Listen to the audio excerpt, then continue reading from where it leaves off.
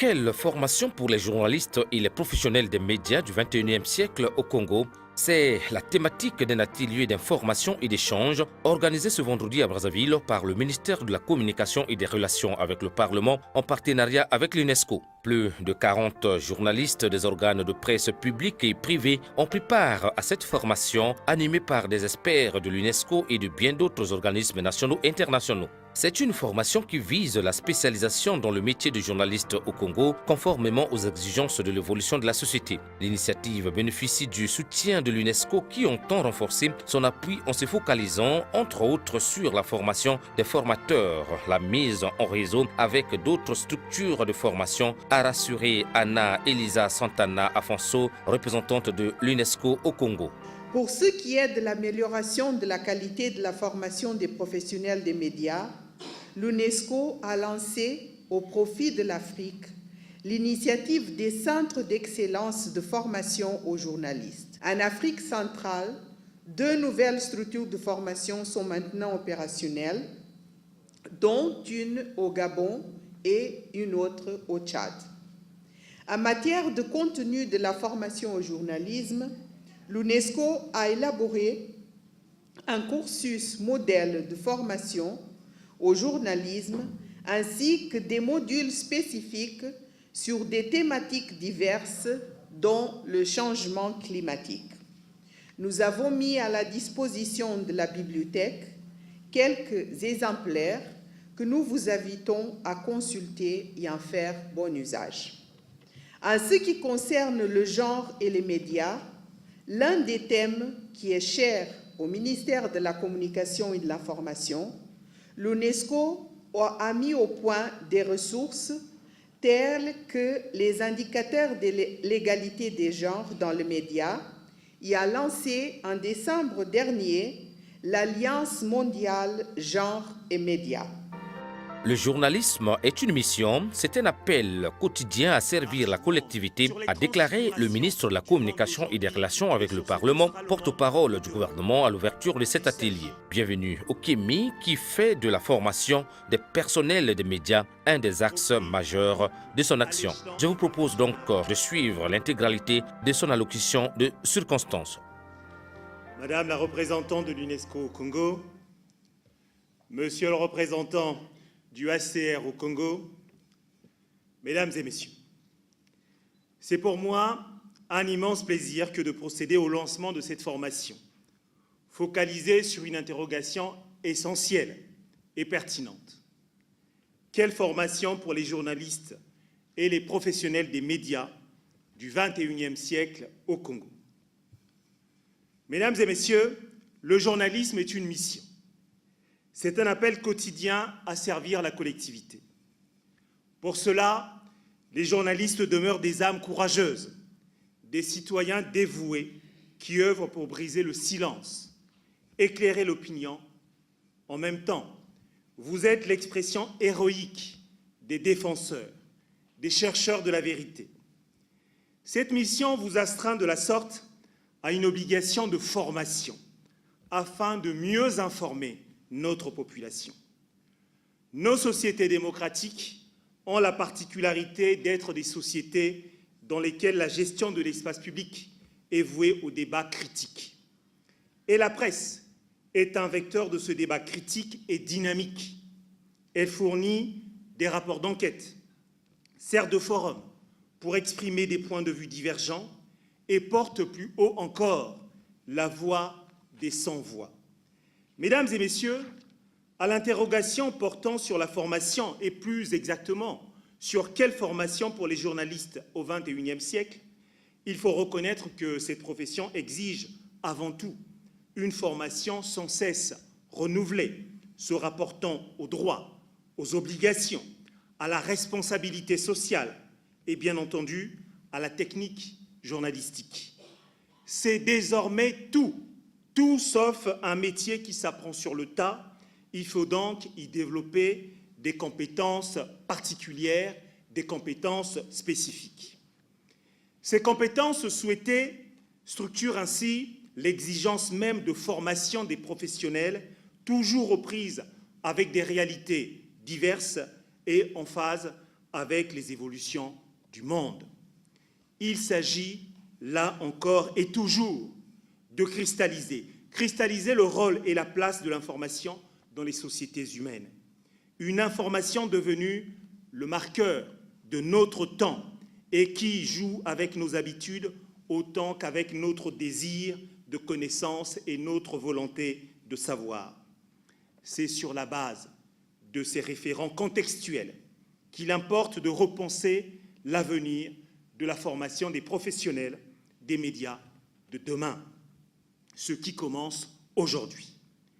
Donner une formation à la hauteur de l'exigence du temps moderne, c'est répondre aux attentes de la société, dans un contexte général marqué par le renouvellement profond des pratiques professionnelles, de questionnement aussi sur les nouvelles missions des journalistes. C'est bien tout cela qui motive notre engagement en faveur d'une réflexion de fond sur l'avenir de la formation professionnelle des journalistes, initiée à travers le projet de création de l'Institut supérieur de l'information et de la communication, mais aussi à travers les initiatives diverses de formation, à l'instar de celles qui renouvellent nos certitudes ce jour. Mesdames et messieurs, la formation du journaliste professionnel de notre temps doit s'appuyer sur une ambition renouvelée de sacralisation des principes éthiques et déontologiques, mêlés aux contraintes technologiques du numérique et à une critique méthodologique indispensable. Il s'agit de former des professionnels libres, des professionnels garants de l'éthique, de la déontologie, des journalistes qui vont bénéficier de compétences et de valeurs pour exercer dans tous les médias. Tel est le sens et la force de cet apprentissage qui commence aujourd'hui, pour une adaptation au monde d'aujourd'hui aussi. Un apprentissage qui doit nous amener vers un journalisme de spécialisation en vue d'améliorer, par exemple en ce qui concerne le journalisme économique, la compréhension des principaux mécanismes économiques et leur interprétation par la presse générale ou spécialisée économique pour donner ainsi au public une compréhension limpide des indicateurs économiques. La spécialisation devient de plus en plus une véritable passerelle vers un emploi de qualité. Elle allie non seulement une formation poussée aux techniques du journalisme, mais aussi une exigence de culture historique, un solide approfondissement du domaine, une maîtrise explicite du langage spécialisé et l'apprentissage de la distance critique vis-à-vis des données ou des faits. Cet apprentissage devrait tenir compte, bien entendu, de la culture générale. Car informer, c'est avant tout s'ouvrir au monde. Elle devrait sanctifier des méthodes de travail nouveaux et le développement personnel. Les domaines qui portent en conscience les évolutions dans la profession ne doivent pas être oubliés. Bien entendu, au-delà de l'investigation ainsi que l'analyse de l'actualité, les règles déontologiques doivent s'imposer avec force dans le métier. C'est dans cette perspective réelle élargie visant à former les professionnels de l'information et de la communication, capables de faire évoluer leur métier sur le long terme, que nous ne ménageons aucun effort pour viabiliser à la fois les conditions de formation et d'exercice proprement dit de la profession d'informer.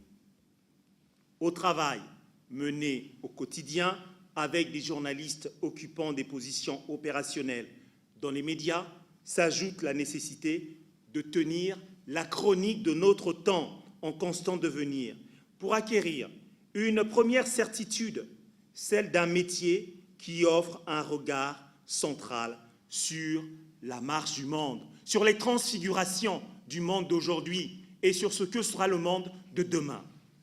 Il s'agit, en somme, d'appréhender et de s'approprier de façon empirique et dynamique une manière de vivre la profession et ses règles. Il s'agit aussi de susciter chez les professionnels des médias la réactivité indispensable au métier. Car au-delà même des émotions légitimes que suscite immanquablement un événement brûlant, repris en boucle à l'échelon international, il y a l'analyse. Il doit y avoir l'intelligence nécessaire à l'analyse des faits et l'intelligence aussi des hommes à appréhender les faits et à avoir une critique sur ces mêmes faits. Au-delà donc de la dictature, de l'urgence relevée par certains essayistes, il y a la compréhension des enjeux de longue durée, la maîtrise du temps, la hiérarchie de l'information qui doivent être des maîtres mots dans le métier. C'est bien cette complexité et c'est bien cette densité dans la mise à disposition de l'information qui peut conduire le lecteur, l'auditeur ou le téléspectateur à construire son propre jugement sur l'actualité et à se prononcer sur les transfigurations de notre monde et sur ce que sera notre monde demain. Mesdames et messieurs, c'est dans ce sens que le département de la communication travaille pour nourrir continuellement le niveau de professionnalisation de nos journalistes et par conséquent accroître la force et l'impact de nos journaux, de nos radios, de nos télévisions ou encore de nos sites web. La formation est un sujet que nous avons tous ici en partage. Et c'est bien pour cela que je vous remercie, Madame la représentante de l'UNESCO, pour avoir saisi cette préoccupation avec le même entrain et créer les conditions pour que cette formation puisse avoir lieu. Je n'oublie pas de remercier les formateurs qui ont bien voulu faire le déplacement de Brazzaville et dont le rôle ici est indispensable dans la transmission du savoir. Vous êtes nombreux. Je vois par exemple devant moi M. Chitengue, qui est un expert reconnu dans ce domaine. J'en vois d'autres devant moi. Pardonnez-moi que je ne puisse pas tous vous citer. Mais quoi qu'il en soit, soyez assurés de la reconnaissance non seulement de vos pairs qui sont ici, mais aussi de notre reconnaissance personnellement, mais aussi de Madame la représentante de l'UNESCO ici, du représentant du HCR pour l'investissement qui est le vôtre dans la formation de vos collègues pour préparer les journalistes congolais non seulement aux exigences du temps présent, mais particulièrement aux exigences du temps à venir. Ce sont ces exigences-là qui construiront et qui feront le métier de journaliste et qui feront finalement que les journalistes congolais seront ceux qui comptent dans la sous-région et qui porteront haut les couleurs de notre pays, vert, jaune, rouge. Tout en vous invitant, mesdames et messieurs, les professionnels de l'information et de la communication, à une meilleure appropriation des préceptes enseignés au cours de cette formation et qui feront de vous des acteurs sûrs du chantier de la modernisation du secteur de l'information et de la communication dans notre pays. Je déclare ouvert l'atelier de formation des journalistes professionnels aux enjeux du temps présent et aux enjeux du temps à venir. Cette volonté exprimée par le ministère de la Communication et l'UNESCO visant à spécialiser les journalistes en République du Congo sera bientôt concrétisée avec la création à Brazzaville de l'Institut supérieur de l'information et de la communication.